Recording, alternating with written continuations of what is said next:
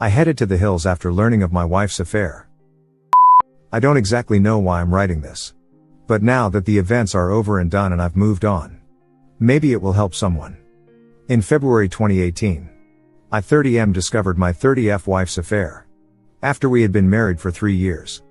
I had a contract job that involved a lot of travel at times, but also allowed me to work from home when I was back. My wife had a very well-paying job as a director of a technical sales firm. We had what I would describe as a really good marriage. Although things had gotten a bit strained from my being away on work trips and her working longer and longer hours. Backstory. I met my wife, now ex, 5 years ago. At a mutual friend's barbecue. We struck up a conversion and had an instant chemistry.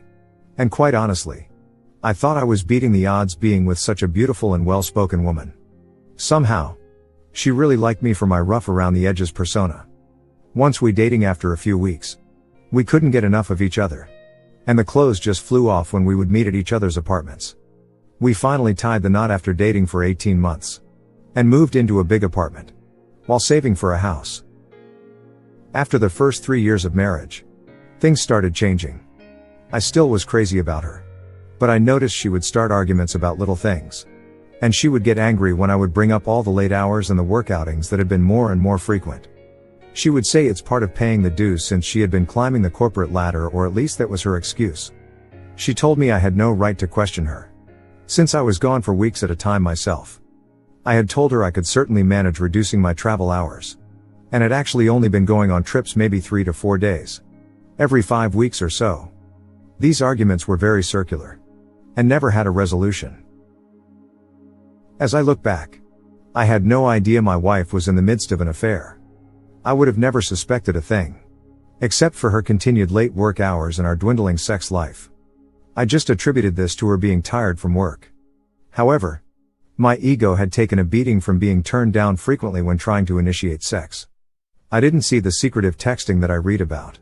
But then again, she had a company cell phone and she could have been using it, since she spent a lot of time in our spare bedroom that she would use as a home office. It was around September of 2017 when Kathy started coming home after work, and then head off to a work engagement for the evening. This went from 1 evening a week to more than 3 evenings a week. I'm not that jealous by nature, but there is no way she would go unnoticed. And I know she would have to fend off some of the men at her office. She only seemed to be interested in work. But she was working with more male executives than female.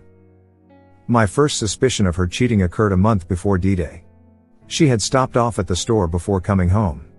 She asked me to help with the groceries. While I was grabbing a couple bags from the back seat of her car, I noticed something pink glinting from just underneath the front passenger's seat. It was one of my wife's bras. I recognize it as hers, since she liked the ones from a particular apparel store. In retrospect, I now realize the reason for the red flag with the bra. When she gets in the mood, she always takes off her bra first, from underneath her clothes.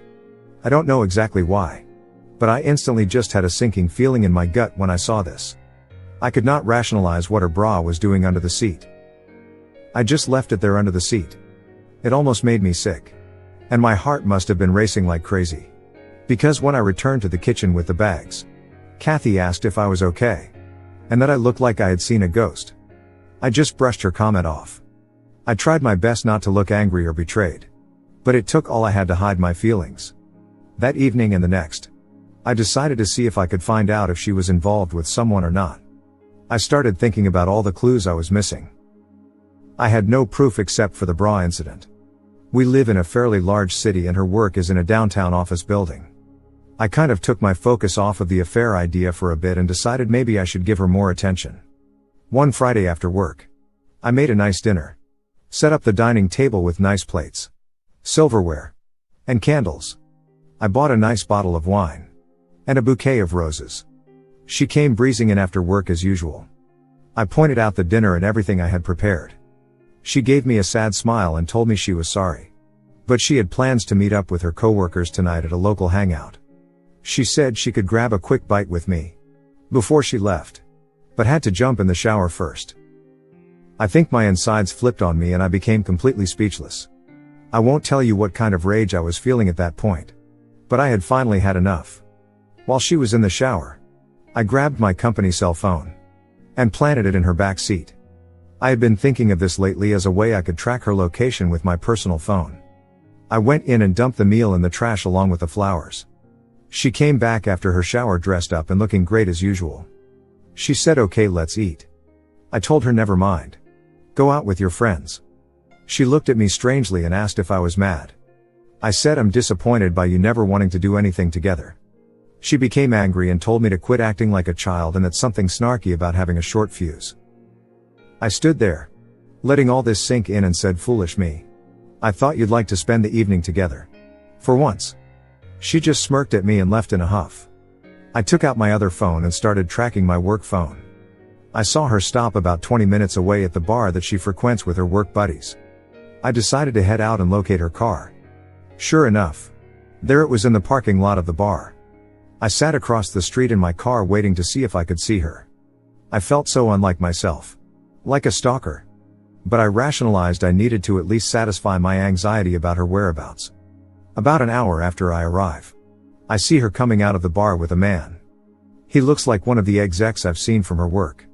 He grabs her and pulls her close and kisses her. My stomach went into knots.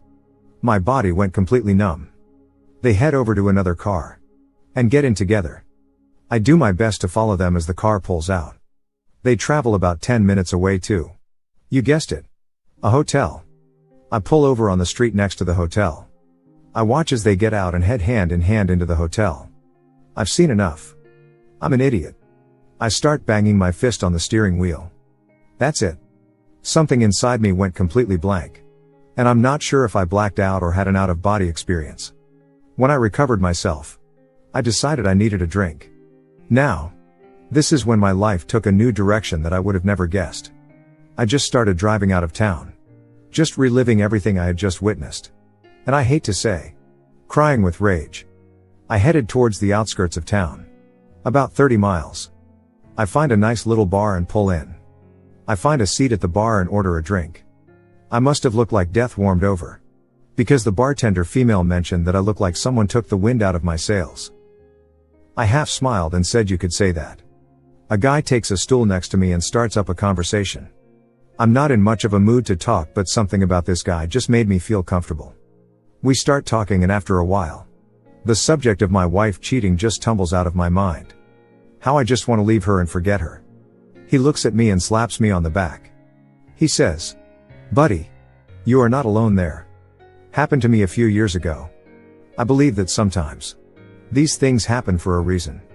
And let me tell you, your life can now change either for the better or the worse. It's entirely up to you at this point. Something about him saying this really shook me out of my glum mood. I mean, I know I'm hurting, but I have always been able to see things logically. And he is so right. Now we introduce each other. His name is Ray. He is kind of a country guy, but is just the sort of salt of the earth type that I really respect. He asks me when I'm going to move out. I guess it never occurred to me to even think that far ahead. I know I don't want to be around this woman anymore. And I do have this fight or flight feeling coursing through me. Ray says, "I feel very sympathetic to your situation. And have an idea. If it comes to it, and you feel like you need to leave at some point, I've got a travel trailer sitting on my property. It's not great and it could use a bit of fixing up. Why don't you come out and check it out and see if you could see yourself living in something like that, temporarily at least. I'll make you a great deal on it. I even have a nice piece of property that you could park it on. You would be doing me a favor to keep an eye on it for me. It might do you some good to get away from your situation. Just a thought." It took me a minute to register his idea. The bartender had been overhearing the conversation and smiles. "Hell, honey," she says. "If I could have escaped my crazy ex-husband years ago, I would have jumped at the chance to go live in his trailer, anything to just get my head on straight. I feel like I have stumbled into the twilight zone. But maybe this is exactly what I need." I tell Ray, "Yes, I'll think about it and maybe check it out." We part ways after a bit, and make plans to meet out at his place in a few days. I started to feel like I have a little bit of perspective and a chance for getting out of what I believe is a nightmare, mixed in with a heavy heartache. One thing is for certain. There is no way I'll ever want to be with my wife again. Cheating is such a vile thing to me and has always been the one thing that I believe I would never tolerate. I got home after Kathy that night and sat on the couch, Kathy came out and asked me where I'd been. I turned to her and asked her where she had been. She says, "You know, I went to grab drinks." I asked her point blank, "Are you having an affair?" She looks a little startled but regains her composure and says, "No. Why would you ask me that?" I tell her I heard she may be involved with someone from work. She asks, "Who told you that?" I tell her someone that I know but would not divulge the name. She just tells me you are being ridiculous. And that I'm drunk and delusional. And asks me where I have been. I tell her out to a bar. To have some drinks with friends. She just stares at me. Wanting to ask me more. But just heads back to our bedroom and goes back to bed. I decided to sleep on the couch. Since I now have confirmation that she has been lying for months to me. I didn't sleep at all. And start picturing her with this guy in bed, and I'm disgusted and hurt and feeling sorry for myself. However, I start thinking about Ray's trailer. It is almost a revelation. And the idea of it just made me feel better. I must have something wrong with me. But with the pain I was in, the fight or flight mode just instinctively kicked in. And the flight part won me over. The next morning, we don't speak much and go about the weekend as if nothing had happened. A few days later, I made plans to meet up with Ray. I met up at Ray's place. He owns a nice ranch and the trailer is actually really nice. About 26 and has all the necessities one needs to live in it. I had traveled with some friends in one back in college. During a spring break and really enjoyed it. I make Ray an offer on it. And he agrees to the price. I practically steal it from him. He gives me directions to his ranch property and I drive over to check it out. It is beautiful. Full of trees. Scrub brush. And it looks like there are nearby hiking and biking trails bordering it. It's near the foothills of some mountains and Ray has a small shack on a hill overlooking the property. With water and electricity for the trailer available. Ray will pull the travel trailer to the site and set it up for me. I tried to get Kathy to come clean during the next few weeks and all I get is gaslighting. I even point blank tell her that if I find out she is cheating, there is no going back. This has the opposite effect of driving her deeper into her affair fog. And blistering me in denials. The denial is so bad. It almost made me laugh. I have no physical proof of her cheating. And kick myself for not at least taking some photos of the two of them. As I go through this mental agony, I come to the conclusion that I want out of this marriage. Rather than let Kathy know how I feel about things now, I just start making plans.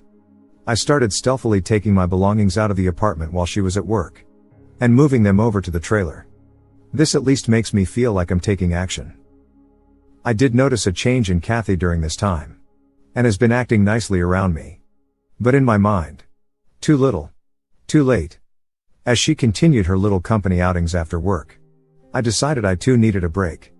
In fact, as she was heading out for the evening, I also got dressed around the same time. She looked at me and asked where I was going. I just said I was meeting up with some friends. She started to ask. And I just told her she didn't know them and she wouldn't enjoy all the shop talk. This is exactly what she would tell me when I would ask if I could join her at one of her office outings. She kind of had a hurt look on her face and says, "Okay. Have a nice time." I said I definitely would. Between working on the trailer and meeting up with Ray at the bar, I have started to make more friends. In fact, it has led to some fun times with a great group of Ray's friends and family. And in case anyone asks, I decided I would moderate my drinking. So I don't develop any bad habits.